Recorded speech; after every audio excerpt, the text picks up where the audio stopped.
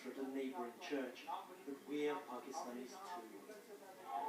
More bodies have just been identified here, as you can see. There's a great deal of grief and sorrow, but there's also a lot of anger among the Christians who've gathered here, because while there have been problems between the communities, nobody expected an attack like this, the worst on Pakistan's Christian community in the history of the country. Riaz lost his 11-year-old daughter, Louisa, in the bombing, but somehow he talks of forgiveness. Other Christians here increasingly wonder if they have a future in their own country. BBC News in Peshawar.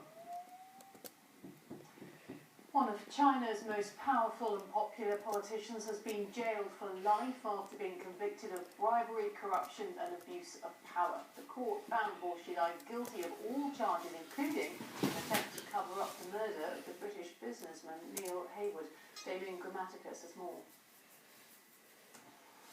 China's Communist Party is cleansing its ranks. Today's verdict is the judgment of China's leaders, implacable while purging one of their own. There was never any doubt Bo Xilai would be convicted. His was a show trial. But he stood smiling, defiant to the end.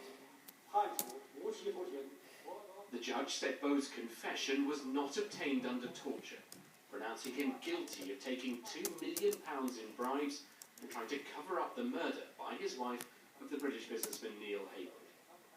Bo was handcuffed, humiliated and led away humbled. Last year he was on the brink of being elevated to the Communist Party's top rank. In Onan Chongqing, a booming region of 30 million people, unlike many of China's communist bureaucrats, he was popular. He had a reputation for getting things done and for caring for the poor. Few of China's other leaders are so genuinely liked.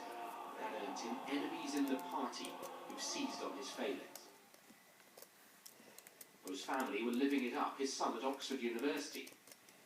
They had a villa in the south of France, now confiscated. Money for all this was coming from corruption. His wife triggered his downfall when she fell out with Neil Haywood and poisoned the Briton. Bo has been sentenced to life in prison, had all his wealth seized, and he's banned from ever returning to politics. To his supporters, it's a shock. What? Life in prison? He's a victim of a political battle. We ordinary people can't change this, but he's done good things for us.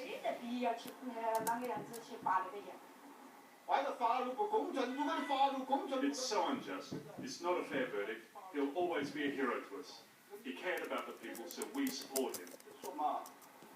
If it weren't for the murder of Neil Haywood by his wife, it might all have been so different for Bo Xilai. He might by now have been one of China's top leaders. Instead, this ambitious, charismatic politician has been crushed. Damien Grammaticus, BBC News, Gina. Okay, we take you to the sport now with Lizzie Greenwood-Hughes at the BBC Sports Centre. Hi, Lizzie. Hello, thank you very much, Kate. Good evening. Arsenal are now top of the Premier League, but the headlines today will all be about the Manchester derby as City stunned United with a 4-1 win at the Etihad. Tim Hague reports. The Manchester rivalry is something that stood the test of time, but will these two new managers? Well, Manuel Pellegrini's chances will rise after this performance. Sergio Aguero set his side on their way with a world-class finish. And just before the break, City's Mr. Reliable Yaya Toure made it too. To concede on half-time then is a sin, but to do it straight after as well is surely a crime. Aguero again and David Moyes' side were in disarray.